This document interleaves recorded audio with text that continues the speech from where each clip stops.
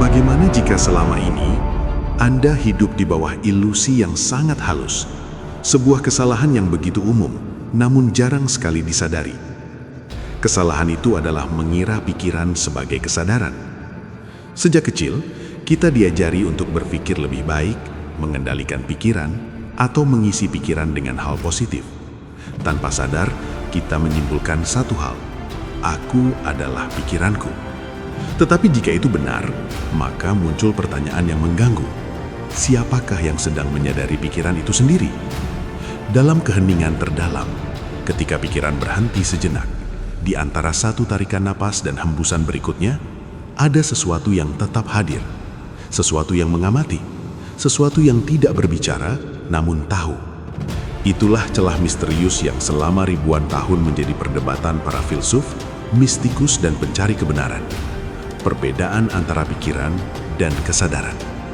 Topik ini bukan sekedar permainan konsep. Ini adalah kunci yang diam-diam menentukan bagaimana manusia menderita, bagaimana ia takut, bagaimana ia terjebak dalam konflik batin, dan juga bagaimana ia bisa bebas. Banyak tradisi kuno menyimpan pengetahuan ini secara simbolik, tersirat, bahkan tersembunyi. Bukan karena ia berbahaya, melainkan karena ia mengguncang identitas paling dasar manusia. Ketika seseorang menyamakan dirinya dengan pikiran, ia menjadi budak dari suara di kepalanya sendiri. Namun ketika ia menyadari bahwa pikiran hanyalah alat, bukan pusat keberadaannya, sebuah dimensi baru terbuka. Bukan sebagai fantasi spiritual, tetapi sebagai pengalaman nyata yang mengubah cara melihat hidup, emosi, dan diri sendiri. Dalam video ini, kita akan menyingkap satu kesalahan besar yang jarang disadari. Mengapa pikiran bukan kesadaran? Mengapa kebingungan ini terus diwariskan dari generasi ke generasi? Dan mengapa memahami perbedaannya dapat mengubah cara Anda mengalami realitas itu sendiri? Namun berhati-hatilah, pengetahuan ini bukan sekedar untuk dipahami. Ia menuntut kejujuran batin. Karena setelah Anda melihatnya, akan sulit untuk kembali tidak menyadarinya. Jauh sebelum istilah psikologi, neuroscience, atau kesadaran kognitif dikenal manusia modern, para peradaban kuno telah bergulat dengan satu pertanyaan mendasar: siapakah aku yang sebenarnya? Di Mesir kuno, manusia tidak dipandang sebagai satu kesatuan tunggal. Mereka membedakan antara Ka, energi hidup, Ba, kesadaran personal, dan kesadaran yang telah tercerahkan. Pikiran yang berisik, reaktif, dan berubah-ubah tidak pernah dianggap sebagai inti diri, melainkan sebagai lapisan luar yang mudah dipengaruhi oleh dunia materi. Di Yunani kuno, Plato membagi jiwa manusia menjadi 3 bagian: logos, akal; timos, emosi; dan epitimia, nafsu. Menariknya, logos yang sering kita samakan dengan pikiran bukanlah penguasa mutlak, melainkan alat yang harus diarahkan oleh sesuatu yang lebih tinggi. Plato bahkan menggunakan alegori gua untuk menggambarkan bagaimana manusia sering terjebak dalam bayangan pikirannya sendiri, mengira bayangan itu sebagai realitas.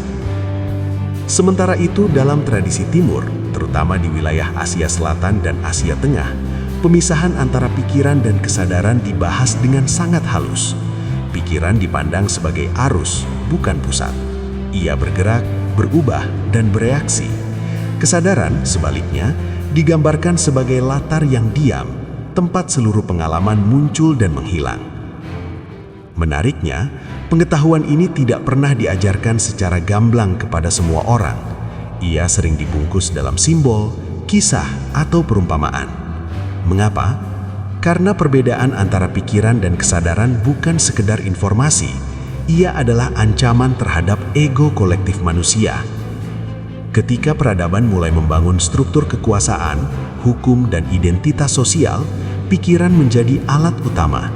Berpikir benar, berpikir salah, berpikir sesuai norma. Kesadaran yang bebas dari label, ideologi, dan ketakutan menjadi sesuatu yang sulit dikendalikan. Maka, perlahan, fokus manusia dialihkan dari menyadari menjadi berpikir.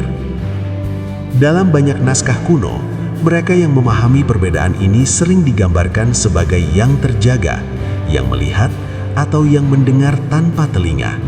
Bahasa simbolik ini bukan kebetulan. Kesadaran tidak bisa dijelaskan secara langsung, karena setiap penjelasan muncul dari pikiran. Maka ia hanya bisa ditunjukkan, bukan didefinisikan. Seiring waktu, dunia modern mengambil jalur yang berbeda. Revolusi ilmiah menjadikan pikiran sebagai pusat identitas manusia. Aku berpikir, maka aku ada, menjadi fondasi peradaban rasional. Namun, di balik kalimat itu, tersembunyi satu asumsi yang jarang dipertanyakan, bahwa keberadaan bergantung pada pikiran. Disinilah kesalahan besar mulai mengakar. Pengetahuan kuno tentang kesadaran tidak hilang, ia hanya terkubur, disimpan dalam teks yang jarang dibaca, simbol yang tidak lagi dipahami, dan praktik yang dianggap tidak relevan. Bukan karena ia salah, tetapi karena ia tidak cocok dengan dunia yang ingin mengontrol, bukan menyadari. Dan sekarang, di era ketika pikiran manusia semakin bising, dipenuhi informasi, kecemasan, dan distraksi, pertanyaan lama itu kembali mengetuk. Apakah kita benar-benar hidup sebagai kesadaran, atau hanya terjebak di dalam pikiran yang kita kira sebagai diri kita sendiri? Sebelum kita masuk lebih dalam, saya ingin berhenti sejenak dan melibatkan Anda. Tulis di kolom komentar, video ini sedang Anda tonton dari kota mana? Menarik melihat sejauh mana pembahasan tentang kesadaran ini menjangkau. Dari kota besar hingga sudut-sudut sunyi yang jarang disebut. Sekarang, mari kita lanjutkan. Kesalahan terbesar manusia bukanlah berpikir keliru, melainkan mengira pikiran sebagai pusat keberadaan dirinya. Mari kita mulai dari sesuatu yang sangat sederhana, namun sering terlewat. Pikiran selalu bergerak. Ia meloncat dari masa lalu ke masa depan, dari penyesalan ke harapan, dari ketakutan ke ambisi. Ia berbicara tanpa henti, memberi label, menilai, membandingkan. Hari ini ia berkata A, besok ia membantah dirinya sendiri. Jika pikiran adalah diri Anda, maka diri Anda seharusnya sama tidak stabilnya. Namun perhatikan ini, Anda menyadari pikiran Anda berubah. Anda tahu kapan pikiran gelisah, kapan ia tenang, kapan ia penuh amarah, kapan ia dipenuhi keraguan. Pertanyaannya sederhana, namun menghantam. Jika Anda bisa menyadari pikiran, mungkinkah Anda adalah pikiran itu sendiri? Bayangkan pikiran seperti awan di langit. Awan datang dan pergi, gelap, terang, tipis atau tebal. Tetapi langit tidak pernah menjadi awan. Langit tidak berisik, tidak menilai awan, tidak berusaha mengusirnya. Ia hanya menjadi ruang tempat awan muncul. Kesadaran adalah langit itu. Pikiran hanyalah awan. Namun sejak kecil, kita dilatih untuk hidup di dalam awan, bukan sebagai langit. Kita diajari bahwa suara di kepala adalah aku. Ketika pikiran berkata, aku gagal, kita merasa gagal. Ketika pikiran berkata, aku takut, kita menjadi ketakutan itu. Tanpa sadar, kita melebur dengan narasi internal yang sebenarnya hanyalah fenomena sementara. Disinilah penderitaan psikologis lahir. Bukan karena pikiran itu jahat, tetapi karena kita kehilangan jarak darinya. Pikiran sejatinya adalah alat. Ia diciptakan untuk menganalisis, merencanakan, dan bertahan hidup. Masalah muncul ketika alat ini duduk di singgasana, mengambil alih identitas. Seperti pisau dapur yang berguna, tetapi berbahaya jika terus diarahkan ke diri sendiri. Kesadaran sebaliknya, tidak pernah panik. Ia tidak berburu-buru. Ia tidak memaksa. Kesadaran hanya hadir, menerangi apapun yang muncul. Sensasi tubuh, emosi, ingatan, bahkan pikiran itu sendiri. Tanpa kesadaran, pikiran tidak akan pernah diketahui keberadaannya. Ironisnya, semakin seseorang berusaha mengendalikan pikiran, semakin ia terjebak di dalamnya. Karena siapa yang ingin mengendalikan? Pikiran itu sendiri. Ini seperti api yang terubah mencoba memadamkan api. Ia hanya memperbesar kobaran. Disinilah banyak orang tersesat dalam pencarian batin. Mereka mengira pencerahan adalah kondisi pikiran tertentu, pikiran positif, pikiran kosong, pikiran damai. Padahal semua itu tetap objek yang disadari. Apapun yang bisa diamati bukanlah subjek sejati. Namun perhatikan baik-baik. Jika kesadaran selalu hadir, bahkan saat pikiran kacau, mengapa kita begitu jarang mengenalinya? Pertanyaan itu belum akan kita jawab sekarang. Karena untuk memahaminya, kita harus masuk lebih dalam ke paradoks yang tidak bisa diselesaikan oleh pikiran, hanya bisa disadari. Sekarang kita melangkah lebih dalam. Dan di titik ini, saya ingin Anda tidak hanya mendengarkan, tetapi ikut hadir di dalam pembahasan ini. Sambil tetap tenang, saya ingin mengajak Anda berinteraksi. Tulis di kolom komentar.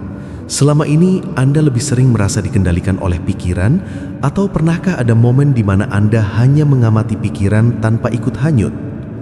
Tidak ada jawaban benar atau salah. Setiap pengalaman adalah pintu.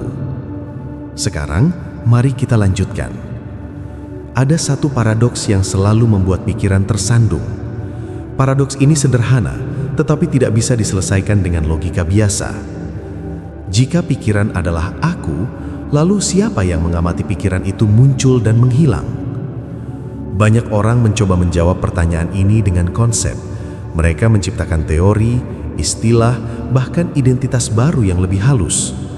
Namun tanpa sadar, mereka hanya mengganti satu pikiran dengan pikiran lain. Ego lama diganti ego spiritual, lebih lembut, tetapi tetap ego. Inilah jebakan besar yang jarang disadari. Kesadaran sejati tidak pernah berkata aku. Ia tidak memperkenalkan diri. Ia tidak butuh pengakuan. Ia tidak berkata aku sedang sadar. Justru pikiranlah yang selalu ingin mengklaim pengalaman.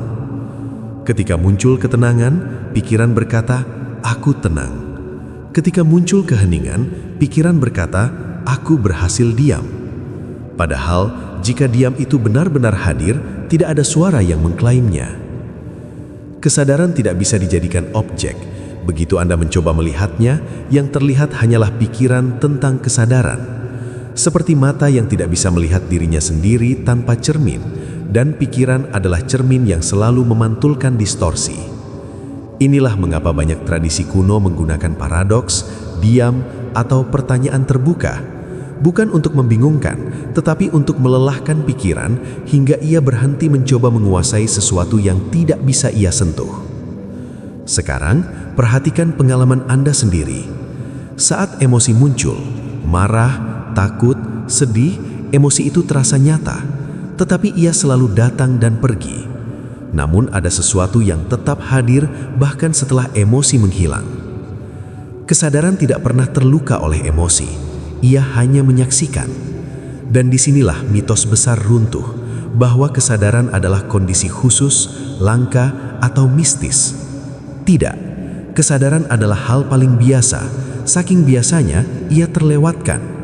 Ia hadir saat Anda lelah, hadir saat Anda bingung, hadir saat pikiran paling kacau sekalipun.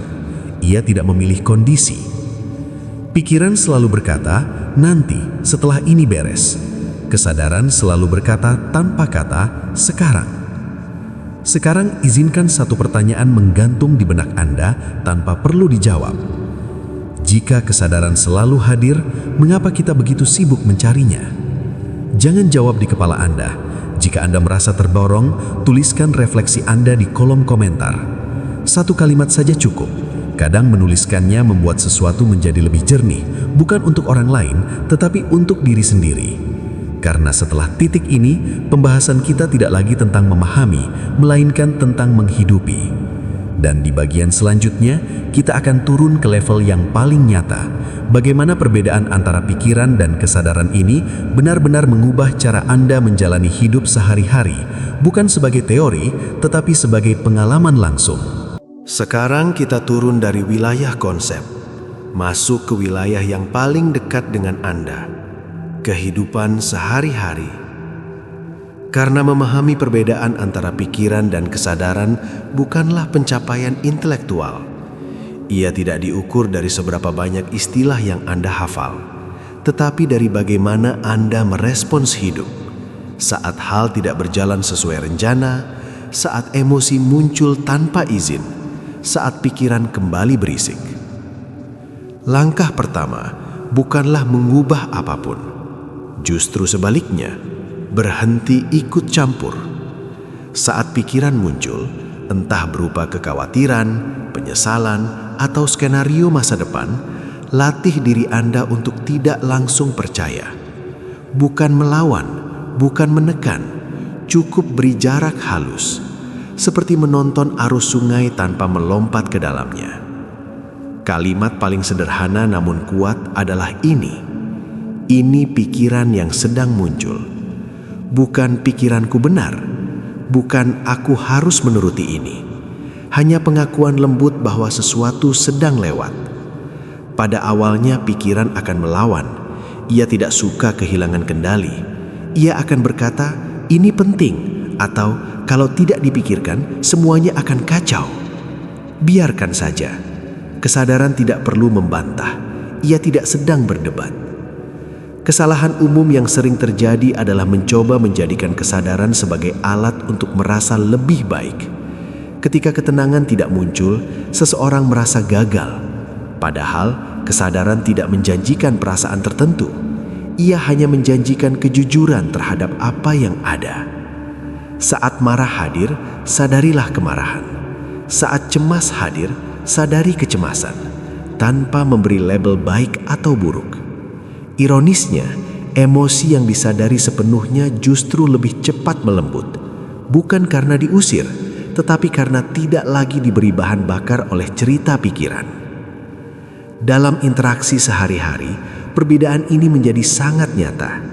Ketika seseorang mengkritik Anda, pikiran ingin bereaksi, membela diri, menyerang balik, atau menyimpan dendam. Namun jika kesadaran hadir lebih dulu, ada jeda kecil. Di dalam jeda itulah kebebasan berada. Bukan kebebasan untuk menang, tetapi kebebasan untuk tidak diperbudak reaksi. Kesadaran juga mengubah cara Anda melihat kesibukan. Aktivitas tetap berjalan, bekerja, berbicara, merencanakan, tetapi tanpa ketegangan berlebih. Pikiran digunakan seperlunya, lalu dilepaskan, seperti alat yang dikembalikan ke tempatnya setelah dipakai. Dan satu hal penting yang sering disalahpahami, hidup sebagai kesadaran bukan berarti menjauh dari dunia. Justru sebaliknya, Anda menjadi lebih hadir, mendengar lebih utuh, melihat lebih jernih, bukan karena Anda lebih spiritual, tetapi karena Anda tidak lagi terus-menerus tenggelam dalam dialog internal. Jika Anda ingin memulainya hari ini, tidak perlu ritual rumit. Cukup satu kebiasaan kecil. Beberapa kali sehari berhenti sejenak dan tanyakan dengan lembut, apa yang sedang disadari sekarang? Bukan untuk dijawab, hanya untuk dirasakan. Dan jika Anda lupa, itu juga disadari. Karena kesadaran tidak pernah pergi. Yang pergi hanyalah perhatian kita darinya.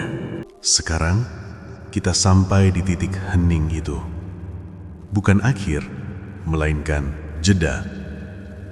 Kita telah menelusuri satu kesalahan besar yang jarang disadari, bahwa pikiran yang berbicara, menilai, dan bereaksi bukanlah kesadaran. Pikiran datang dan pergi, ia berubah sesuai keadaan. Namun yang menyadari perubahan itu selalu tinggal. Kesadaran tidak perlu diperbaiki, tidak perlu ditingkatkan, tidak perlu dicapai di masa depan. Ia sudah ada, bahkan sebelum Anda memulai pencarian apapun. Ketika ini benar-benar dipahami, sesuatu melonggar. Bukan karena hidup menjadi sempurna, tetapi karena Anda tidak lagi menambahkan beban yang tidak perlu. Pikiran tetap bekerja, emosi tetap muncul, tantangan tetap datang. Namun semuanya terjadi di dalam ruang yang lebih luas. Ruang yang tidak panik, ruang yang tidak menghakimi, ruang yang cukup untuk segalanya. Dan mungkin untuk pertama kalinya, Anda menyadari bahwa kedamaian bukanlah kondisi yang harus dikejar. Ia adalah latar dari setiap pengalaman, selama kita berhenti mengidentikan diri dengan suara yang paling keras di kepala. Sekarang, Izinkan satu pertanyaan terbuka menemani Anda setelah video ini selesai. Jika pikiran hanyalah sesuatu yang disadari, siapakah Anda sebelum pikiran berkata apapun? Tidak perlu dijawab cepat-cepat. Biarkan pertanyaan itu bekerja dalam diam. Jika video ini memberi Anda satu momen keheningan, sekecil apapun, tuliskan di kolom komentar apa yang Anda rasakan atau sadari. Dan jika Anda merasa pembahasan seperti ini layak untuk diteruskan, Anda tahu apa yang perlu dilakukan tanpa perlu disebutkan. Karena perjalanan ini bukan tentang mengikuti seseorang. Ini tentang mengingat sesuatu yang tidak pernah benar-benar hilang.